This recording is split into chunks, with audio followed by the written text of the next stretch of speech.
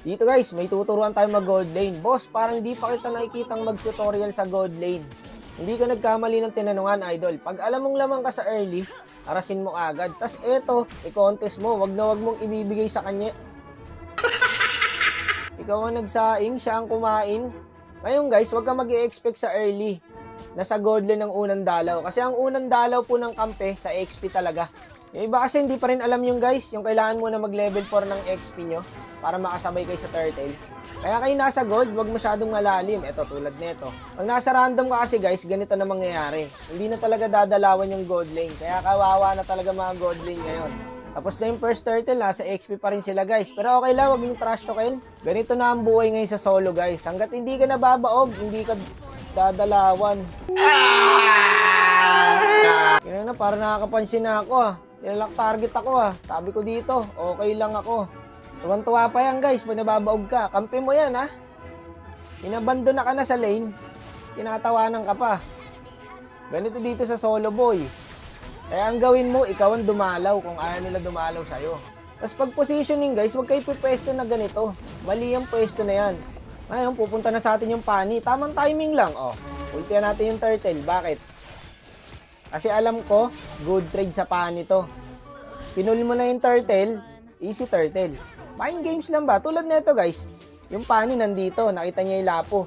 Imbis na uuwi siya, lumabas ako. Alam niyo kung ba't ako lumabas? Para pumunta siya sa akin. Akala niya ako lang mag-isa. Isa prank. Sabi ko rito, naniniwala ba kayo na makakabawi ako? Sabi ng Matilda, hindi na daw. Kaya ngayon, ipapakita na natin kung sino tayo. Hindi ko kailangan ng dalaw nyo, boy. Sariling sikap to. Nakita nyo naman yung kalagayan ko kanina, guys. Halos hindi ako tinantanan ng kalaban. Nilock target ako, no? Ngayon, yari kayo sa akin, iisa-isain ko kayo. Ubusin ko kayo, boy. Hook to, eh. Sakay tayo sa naka-cancel yung flight natin dun, ha. Hindi pala immune yung guys. Yung Matilda Airlines. Akala ko immune pag nag-second skill na. Say cheese.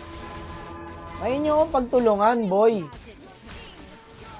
Adita, doon ka na, boss. Ako na bahala dito. Sariling sikap yan, guys, ha. Yan ang tinatawag na gold stranded. Pag kaya nyo mag-isa, hindi kailangan ng dalaw. Ay, kukontest ka?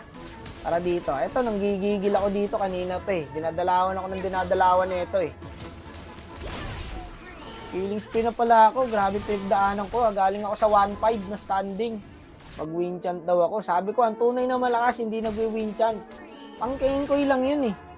Pinatunayan mo lang na hindi mo kaya maipagsabayan pag bumuo ka nun. Hindi mo kailangan ng win chant, guys. Sa Iksha, win chant. Sino ba ang nag-win chant kay Iksha? Guys, win of nature ang win chant. Sa mga hindi po nakakagets.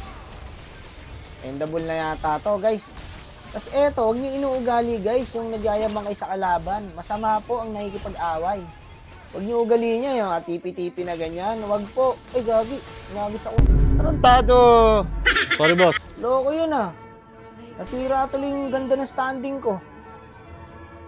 Baka lang yan na silver tuloy ako. Kung hindi ako inagis dun, guys, 7 deaths lang ako. Pwede ako maging gold din.